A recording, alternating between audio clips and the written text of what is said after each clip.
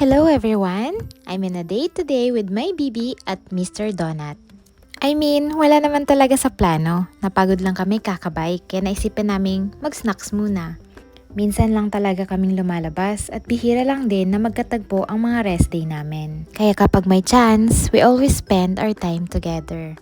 Alam nyo ba na kahit sa 12 years naming pagsasama, hanggang ngayon ay hindi pa rin ako nagsasawa sa kanya. I am so blessed to have him in my life at masaya akong kasama naming tinutupad ang aming mga pangarap kahit paunti-unti man. Alam mo yung kahit nakakapagod sa trabaho at minsan stress pa, pero pag kasama namin ang isa't isa, nakakalimutan na namin lahat yun. Pero anyway, bakit Mr. Donut tayo?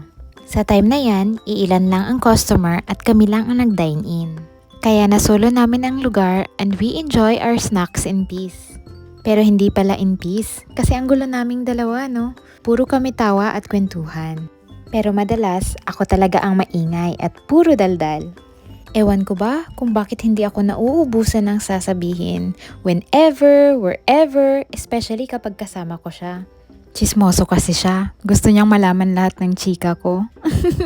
Joke lang po. Ang totoo, good listener talaga siya. Pinaglaruan nga pala namin ang milk tea namin, yung nakikita namin sa social media. Tinry lang kahit hindi naman kami marunong. Nakadalawang tusok na nga pala siya. Hindi man lang yan namalayan na successful ang first attempt niya. Nagulat pa nga siya nang makita ito. Itong ako naman, puro pa-cute lang ang alam. Kahit alam ko namang nasa harap ko lang ang milk tea. Hindi ko pa matusok-tusok. Ano ba yan? Mag-ayos-ayos ka nga at wag puro tawa. Minsan hindi ko talaga kayang magseryoso. Ang laki pa ng bunganga ko pag makatawa. Hay nako.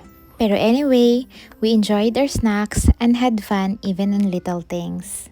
Hindi naman kasi mahirap maging masaya, especially pag pipiliin mong maging thankful at maging masaya kahit sa mga maliliit na bagay man. This time, hanggang dito na lang po. Ingat kayo palagi ha. Sa susunod ulit, see you next time!